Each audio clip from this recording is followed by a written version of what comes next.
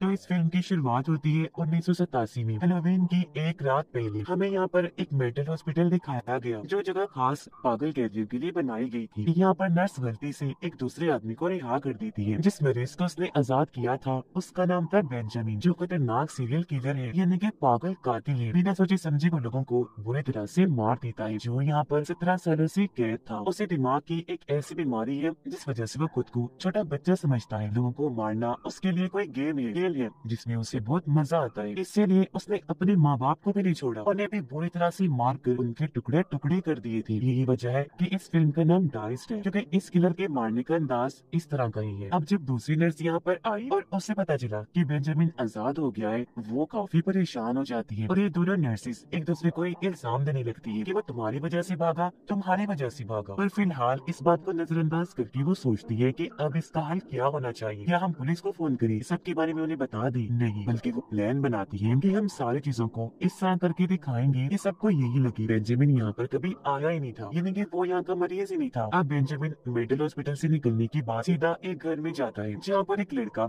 Halloween की party के लिए तैयार हो रहा था। वो अपना हुलिया जोकर जैसा बना रहा था, अपने चेहरे को पेंट करके। वो अपना मेकअप कर ही रहा था कि तभी यहाँ पर बेंजामिन आकर उस पर हमला कर देता है। उसने लड़के का गला ही काट दिया, तेजी से उसका खून बहने लगा और बेंजामिन ने उसे ऐसे ही तड़पने के लिए वहाँ पर छोड़ दिया। वो फिर लड़के की जगह खुद आगे खड़ा हो जाता है, यानी कि अब वो अपना मेकअप करने लगा। अपना मेकअप वो जोकर जैसे ही कर रहा था, और क्योंकि उसका चेहरा थोड़ा लंबा था तो वो बिल्कुल फिट जोकर लग रहा था। पूरा मेकअप करने के बाद वो लड़के के जोकर वाले कपड़े पहन कर पूरी तरह से तैयार हो जाता है। सर पर उसकी तरह टोपी भी पहन ली थी और हाथों को भी अच्छे से डिजाइन कर लिया था। ऐसा लग रहा था कि असली वाला जोकर ही हो। वैसे मुस्कुराहट, वैसी हरकतें और वैसी ही खामोशी, जिसके पीछे खतरनाक रूप छुपा हुआ है। और अब अचानक ही वो अपने असली एक्शन में आ जाता है। उसने तेजधार बड़ा चाकू लिया, लड़के के बाजू पर मारकर आधे बाजू ही काट दी और उसके जिस्म से हाथ वाला हिस्सा अलग कर लेता है। फिर बाजू से निकलने वाले खून से वो शीशे पर कुछ बनाने लगा, यानी ये करके वो बताना चाह रहा था कि मैं न्यूमन यहाँ पर आया था। उसने 3 लोग बनाए, जिनमें एक बच्चा था जो वो खुद था और 2 उसकी मॉम डैड थी। अब जाहिर है उस लड़के की हालत इतनी खराब थी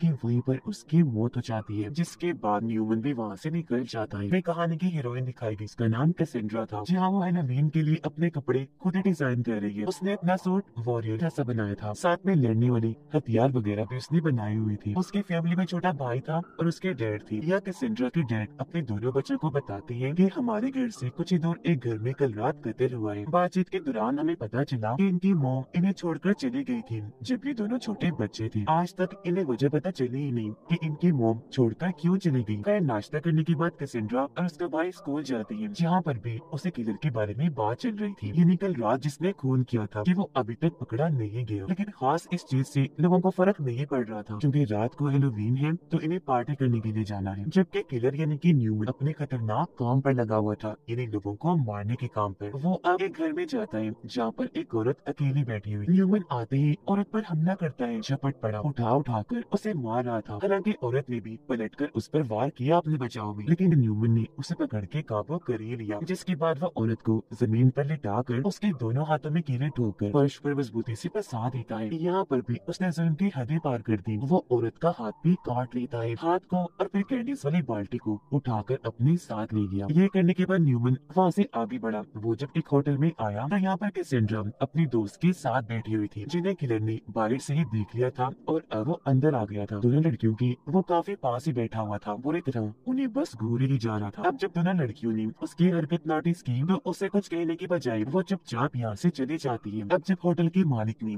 न्यूमन को देखा तो वो उस पर काफी गुस्सा करता है, कहता है कि तुम यहाँ पर क्या कर रहे हो, चले जाओ यहाँ से। जिससे न्यूमन को गुस्सा तो आया, पर वो चुपचाप वहाँ पर चला गया। लेकिन एक चीज वहाँ पर होटल के मालिक के लिए छोड़ कर, और वो था उस औरत का कटा हुआ हाथ, जो चुराने के लिए न्यूमन वहाँ पर छोड़ कर गया था। रात के वक्त कैसेंड्रा पार्टी में जाने के लिए बिल्कुल तैयार हो गई थी। यह पता चला कि उसने लड़ने की महारतें भी सीखी हुई है। जाते वक्त उसके हाथ एक तस्वीर लग गई, जो तस्वीर उसके मोम डैड की उस वक्त की थी जब दोनों कॉलेज में पढ़ा करती थी। तस्वीर में उसके मोम डैड के साथ एक और अजीब सा लड़का भी था, जो और कोई नहीं बल्कि बेंजामिन न्यूमन ही था, जो कैसेंड्रा की माँ को पसंद किया करता था। उसके पीछे पड़ा हुआ था। ये देखकर कैसेंड्रा इस बारे में जब अपने डैड से पूछती है तो अब जाकर वो अपना मुंह खोलती है। इस बारे में कहती है कि मुझे लगता है तुम्हारी माँ के गायब होने के पीछे इसका हाथ है, यानी कि बेंजामिन न्यूमन का। ये सुनकर कैसेंड्रा को गुस्सा आ गया। वो अपने डैड पर भड़कने लगती है, कहती है कि इतने बड़े ये बात आज तक हमसे छुपा कर रखी, पहले क्यों नहीं बताई? इतने टाइम से अब हमें यही कहते आ रहे हो कि मॉम हमें छोड़कर चली गई थी, पर आज कह रही है कि हो भी सकता है किसी ने उन्हें मार दिया हो, वो गायब हो गई है। क्या कर रहे हैं आप? ये कोई मजाक है? अब मेरी यह बात सुने, इस केस को दोबारा खुलवा, क्या पता मॉम जिंदा हो। यहाँ उसने अपने डैड को काफी बातें सुना दी, जिसके बाद दरवाजे की बेल बजी। वहाँ पर दरअसल कैसेंड्रा की दोस्त आई जो उसे पार्टी में जाने के लिए लेने आई थी। तो अब खुशी खुशी कैसेंड्रा उसके साथ चली जाती है, जबकि न्यूमन जो उसके घर के ऊपर खड़ा हुआ था उसे जाता हुआ देख लेता है। पार्टी कहाँ पर हो रही थी उस जगह का एड्रेस भी उसने सुन लिया था, यानी कि अब वो यहाँ पर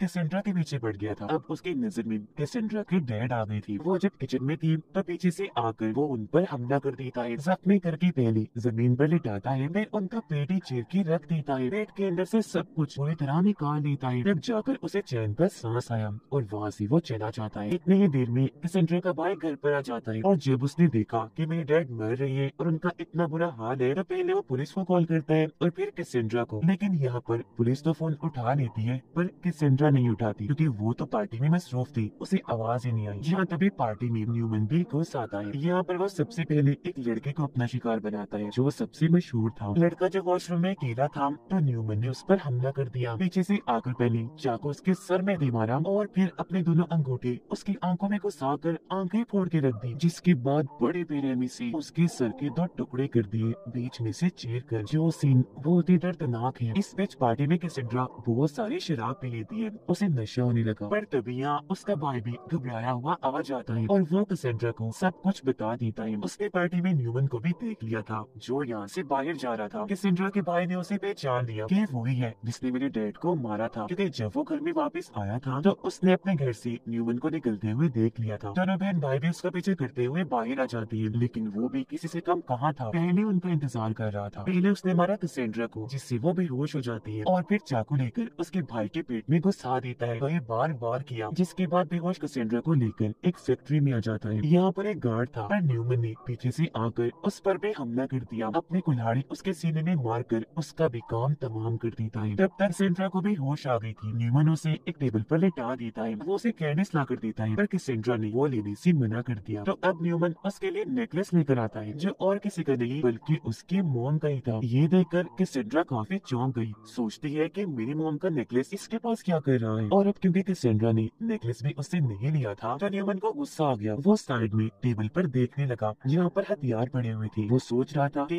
इनमें से कौन सा हथियार लूं कैसेंड्रा को मारने के लिए। उसका मुंह साइड पर ही था कि इस चीज का फायदा कैसेंड्रा ने उठा लिया। वो टेबल से उठी अपनी जान बचाने के लिए वहाँ से भागने लगी। अब जब न्यूमन उसे गायब देखता है तो उसका पीछा करने लगा और ऐसे कुछ देर के लिए ये चीज एक खेल की तरह चलती रही। आगे आगे कैसेंड्रा तो उसके पीछे न्यूमन। कैसेंड्रा छुपती रही, वो उसे ढूंढता रहा। अब क्योंकि न्यूमन तो खुद को बच्चा समझा करता था तो उसे तो ये करने में बहुत मजा आ रहा था, जो कि कैसेंड्रा के साथ बिल्कुल उल्ट था, क्योंकि जहाँ पर वो छुपी हुई थी उसे अपने साथ गार्ड की लाश दिख जाती है जिसकी हालत बहुत ही खराब थी। उसके जिस्म के बहुत सारे हिस्से गायब थे, जिससे अब तो उसके डर का कोई ठिकाना ही नहीं रहता। पर जैसे तैसे उसने खुद को काबू किया। वो हिम्मत करती है, वो एकदम उठी, पीछे से आकर न्यूमन पर हमला कर देती है जिससे वो नीचे गिर गया। फिर वो उसके ऊपर बैठकर कई बार चाकू से उस पर वार करती है, इतना मारती है जब तक वो अधमरा नहीं हो गया। वो फिर वहाँ से उठी, वहाँ के फोन से पुलिस को कॉल करने लगती है, पर तब तक न्यूमन रेंगते हुए उसके पास आ गया था। कैसेंड्रा सोचती है कि अभी भी कुछ बिगड़ा नहीं, क्योंकि वो उठ नहीं सकता। इसी चीज का फायदा उठाकर वो कुल्हाड़ी लेती है और बार बार उस पर हमला करती रहती है, जिससे यहाँ पर न्यूमन का बुरा हाल हो गया। जिसके बाद वो अपनी मोम का नेकलेस हाथ में लेकर सोचती है कि मेरी मोम का लॉकेट इसके पास कहाँ से आया। पर तभी यहाँ पर पुलिस आ जाती है। कैसेंड्रा जल्दी से उनके पास आई, बताती है कि किलर वहाँ पर है। पर जब पुलिस ने वहाँ पर जाकर चेक किया तो वहाँ पर उन्हें कोई नहीं मिलता, क्योंकि न्यूमन वहाँ से गायब हो गया था। ये देखकर कैसेंड्रा काफी परेशान हो जाती है। ये चीज कम नहीं थी कि तभी उसे हैरान करने उसके सामने उसकी मोम आ जाती है। वो यहाँ पर बहुत हैरानकुन जानकारी देती है,